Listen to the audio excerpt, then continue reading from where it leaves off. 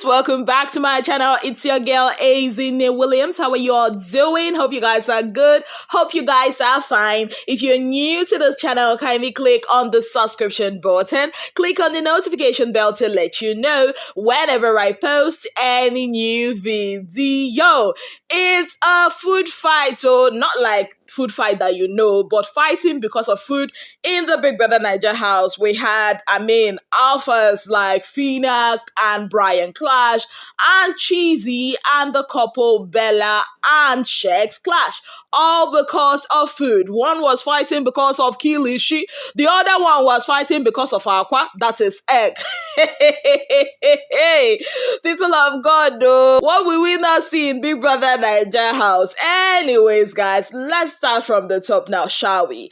Okay, so Big Brother has rearranged a lot of things in his house. In fact, Big Brother is not joking. Like, Big Brother no send anybody right now. He has rearranged the whole wager and reintroduced the Friday Arena games. Yes, guys. So their wager presentation is now Friday 2 p.m. Then the Arena game starts by 7 p.m. Now, a lot of you guys missed the wager presentation because you guys were waiting for, in the evening, but Big Brother has already changed that. So starting from yesterday, they are going to be having their wager presentations 2 p.m. every Fridays, and the Arena games are back for 7 p.m. Even though Big Brother did not start the Arena games by 7 p.m. So they did their wager presentation, which to me went well. Big Brother commended them, commended the likes of Diana, Modella, Shegz, Gidifya, Elo Swag, Groovy, Brayann, and Phyna for their exceptional work. Told them that later on that he will announce if they won the wager or not. Then later on, Big Brother asked them to prepare for the Arena games, gave them some robes that some of them were looking like, people that are about to fight Kung Fu, while some were looking like people that are about to go get a massage. Some were looking like all those people in the bridal train, like in, all those bride's friends, right? So guys, when they came into the arena, there was a 4-course game. The first one was rearranging the stone-like stuff. The second one, climbing over that water or the pool. The third one, the crossword puzzle. Is it the crossword puzzle? Jigs? What's that? But it's a puzzle, but I'm not sure it's a crossword puzzle. Okay, it's a crossword puzzle, actually. And the last one is the bum slide, like sliding with your bum and your legs without your hands. At the end of the day, lots of them ended at the third one, the crossword puzzle. And the only people, some of the likes of Adekule and co, crossed the last phase of the game. At the end of the day, Deji emerged winner with the fastest time. Now, you all know, as custom with Arena games, your cumulative time will be added at the end of the season to know who is the overall, best in Arena games. And you can actually win a cash prize. Yes, guys. Anyways, Deji won, and I'm super, super happy for him. He deserves it. And after that, when they came out of the arena, that was when the whole food wahala started. Yes, guys. So they saw most of the stashed food because people already won them after the wager presentation. Won the level 1 housemates, for being entitled to the food of the level 2 housemate.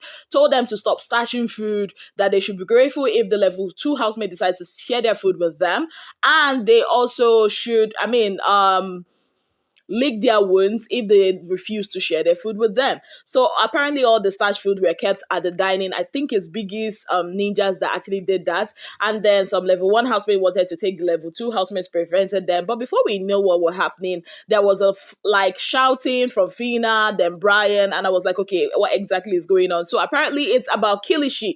Like at that moment, everything in that moment was very chaotic because there were different things happening at the same time. So if you don't pay attention, you might actually lose sight of who started what fight. So the fight was about kilishi. So apparently, during the whole shopping last week that they did, Phyna wanted kilishi after they had done their general shopping, and she pointed at the kilishi and they got the kilishi. Now, because they did not see the kilishi when it first came, nobody demanded for the kilishi. Now, when Big Brother has brought out all those stash, they saw the kilishi, and Brayann went to Phyna to demand for the kilishi. And Phyna was like, okay, why do I have to give you the kilishi? Why? And Brayann said they all contributed to it. And Phyna was like, no, this was but under frivolities. Like, this is another word. I don't even understand why they keep using it. Under frivolities, you guys, this one chose Baileys, this one chose vodka. I chose, kilishi. because I put in all my money, that's 1,500 to this. And before we know it, I mean, Brayann said what she did was stupid or called her stupid. And that was it. Phyna flared up. At some point, she even threw the kilishi away and it landed on top of the fridge. And like a lot of housemaids that were in the kitchen, were like, who threw it and all that. I don't know, Phyna might get a warning for her behavior. Yes, guys. So that was it. And of course, Groovy was caught in the middle of all this mess. Groovy was not privy to all this information because he was not there when they did the shopping, but Deji was. Deji was like, see, it was actually Phyna that actually picked that. But Amaka also chipped in. In fact, Amaka revisited the Bailey's issue, went back and fought about it. At some point, it was basically Brayann versus Amaka because Brayann was responding to Amaka. Almost everything Brayann was saying was about Amaka. To the extent that Amaka was like, you know what, when Phyna is, having an argument with you, you don't reply back, but it's in my body, that's where you have power and all that. Then Allison also made a statement. Allison and Doyin, I think, said that this was planned by Amaka and Phyna to come at Brayann, that Allison claimed that she overheard them planning it during the arena games. Yes, guys. Now, as that was happening, Chizzy and Bella and Shegz got into it. Now, what happened? So apparently Brayann, I think Brayann and Modella or Brayann actually gave Bella and Shegz some eggs. Now, Chizzy did not know about this. Then he went about it the wrong way. Yes, guys. And somehow, not even somehow, he called Bella a thief, that she stole the eggs from the level 2 housemates. And Bella was not having it. And of course, trust Shegz, the defender of the universe, to come to defend his woman. And according to Shegz, you do not disrespect a woman. You do not call people a thief. In fact, Bella said, don't call her a thief. You should not call people a thief. Shegz was like, you don't disrespect a woman and all that. Even Chizzy at some point called Bella an Ekuke. Now, if you don't know what an Ekuke is, it's a local breed of dogs that we have in Nigeria. They don't get fat. Those Ekuke dogs, they are just slim like that. Anyways, that was the fight. It was really heated. They washed our rider. Like, the rider was not riding. This rider forgot to carry his helmet. So, like, Bella and Shegz washed Chizzy. At some point, Bella was like, you know what, let me sit in your front and eat this food so that it will pain you well. I'm like, this girl, you like wahala. Yes, guys, that was it. Chizzy just sat down there. At some point, I actually did feel for him, But now the thing here is, I'm seeing a lot of hypocrisy going around, and it's in there to point it out. I'm that person that says those things you people do not like, that you end up calling me biased, but I don't care. Now, I do not appreciate the way Chizzy, I know he was doing his job as a rider, and all that, but I feel like he overstepped his boundary on this one. He attacked the wrong people, because Bella and Shegz actually asked permission for this egg, but I think I saw Hermes or whoever pick egg on that table, without their knowledge. So that's one. Two, I feel it's been hypocritical for Bella and Shegz to actually say, oh, you don't call somebody a thief. I mean, coming from somebody that called Adekunle a thief in the afternoon, seriously. And for him to say, oh, you don't disrespect women. You that actually disrespected or said things about or to Phyna, like, you are now coming to be the defender of the universe. I find it quite laughable that he would actually say that. And why do these housemates feel the need to always say things like, if not for Big Brother, I mean, it's Big Brother that made us equal, it's Big Brother's, in this Big Brother's house you find us. Like, see, if you are so good, and I'm saying this about all housemates, not just Bella and Shegz, because I've heard most of them say this nonsense line. If you are so good and comfortable, why did you apply for Big Brother? Like saying, oh, making yourself feel like you're too good or too big to be in the show with this other person you feel is less. I mean, you apply to be on the show. You see the hustle that person hustled to be on the show. For at the end of the day, all their fights yesterday were just meaningless. Yes, I said it. Meaningless. Yes. I know I like basketballs, but this basketball wasn't basketballing for me. It's just that I kind of like, the fact where they finished Chizzy woto, that Chizzy did not have any other thing to say. Like, that was funny. I'm not even gonna lie, that was funny. Anyways, they called a family meeting because of food. This food matter, wallahi, I don't think it's going to be ending anytime soon until they find, a good template to actually manage, their food in the house, because some people are eating like gluttons, and as if, these are the only food they are going to be eating in their lives. And when they were deliberating on putting money for food, Adekunle was really being very difficult. He said he wants to buy his own things, and I'm like, One even highest, let's say you have 2,700, like you said he had, will that be enough for you to buy all the ingredients you need for your food? Like this housemate to be, they need to be reasonable. Anyways, he's also forming his own cartel and all that. Now let's talk about Adekule a bit. In fact, Adekule and Shegz, what are they dragging? I still do not get it. These people, if you ask me, I'll tell you that Adekule and Shegz are in love with themselves, because why is it that they are always gossiping about each other? Why can't they just trash out whatever differences they have? Like whenever I see Shegz and his cackle sit down, I know that Adekule's name is going to pop up. Whenever I see Adekule and his people gather, I always know that Sheg's name will always pop up. What exactly are they dragging?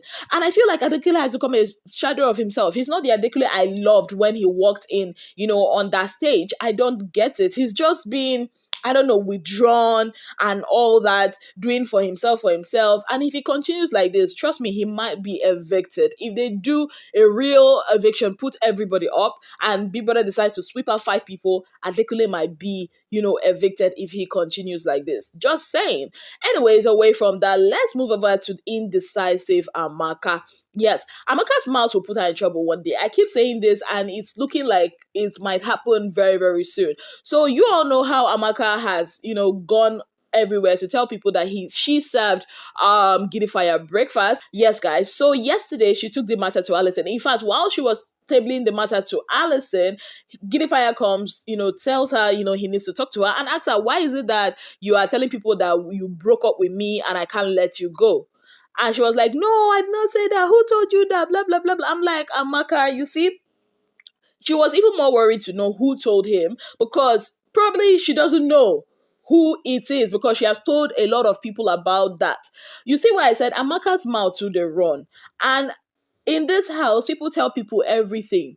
You understand? And I feel if she does not take care of it, this whole thing, this whole shalayeing like this will just blow up in her face one day. I think Amaka should just focus and understand the reason why she's there. Keep her mouth shut. Because like if she goes on like this, putting other people's business, putting her mouth in what does not concern her, it really might get her into more trouble. Yes, guys. Now away from that, let's talk about Daniela for a bit before I go.